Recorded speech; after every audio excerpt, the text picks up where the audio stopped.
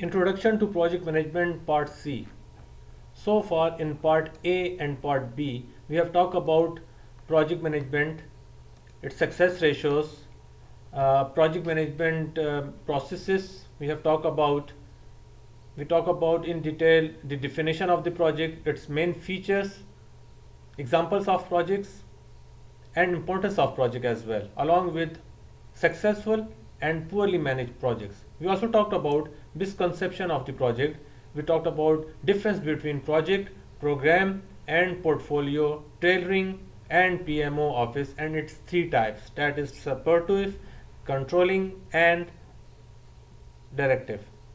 We also talked about objectives, constraints, and stakeholders.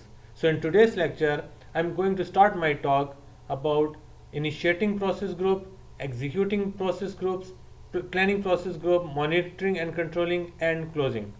So let's talk about initiating process group. In PMI, in initiating process group, you will study two processes: develop project charter and identify stakeholders.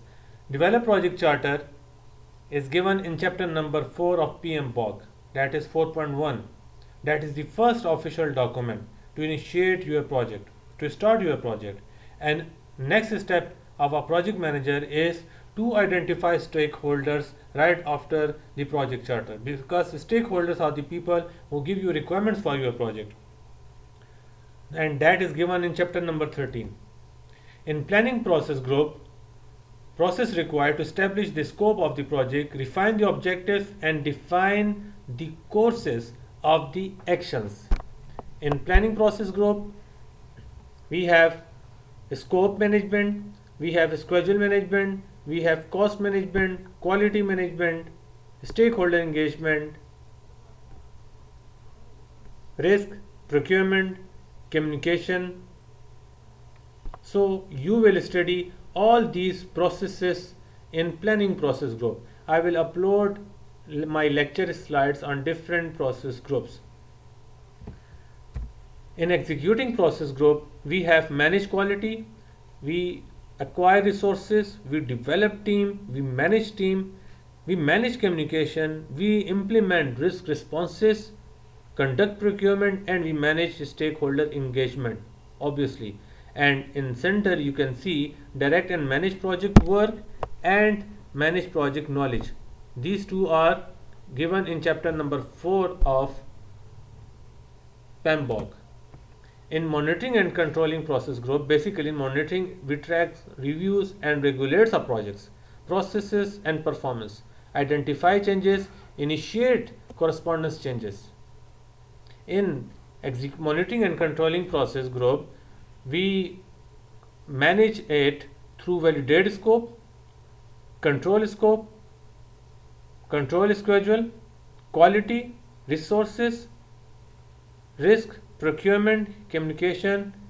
We monitor stakeholder engagement as well. In middle, you can see monitor and control project work and perform integrated change control. As a project manager, your role will be to perform integration, because a project manager basically does not perform direct works in the project, but a project manager is responsible to get things done from the team members. And in monitoring and controlling process group, we basically minimize change request.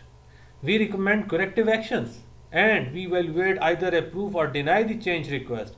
There are two types of changes: pitching a change and catching a change. We will talk about in detail when we start those topics. So in monitoring and controlling process group, we evaluate either approved or deny the change request which we receive from the stakeholders in the executing phase of the project.